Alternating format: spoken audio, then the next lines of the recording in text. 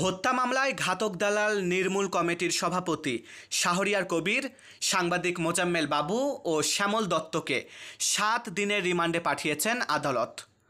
মঙ্গলবার 17 সেপ্টেম্বর সকালে কড়া পুলিশি পাহারায় 3 জনকে সিএমএম আদালতে তোলা হয়।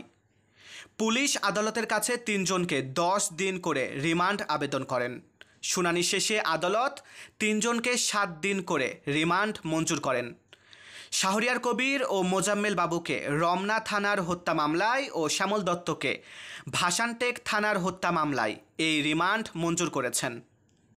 আদালতে উপস্থিত আইনজীবীদের মাধ্যমে জানা যায়, দৈনিক ভোরের কাগজের সম্পাদক শ্যামল দত্ত বলেন, আমি কখনো সরকারি সুবিধা নিইনি এবং কোনো চাটুকারিতা করিনি। অপরদিকে 71 টিভির ব্যবস্থাপনা পরিচালক মোজাম্মেল বাবু বলেন, জয় বাংলা জয় হিন্দ সম্পর্কে আমার বক্তব্য ম্যানুপুলেট করা হয়েছে।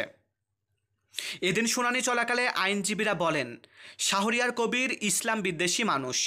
শাহরিয়ার কবির শাহবাগের নাস্তিক, আলেম, মসজিদ মাদ্রাসার বিরুদ্ধে তার সব কথা। তখন শাহরিয়ার কবির আদালতকে বলেন, আমি 100-রও ওপরে বই লিখেছি, কোথাও দেখাতে পারবেন না ইসলামের বিরুদ্ধে কিছু বলেছি।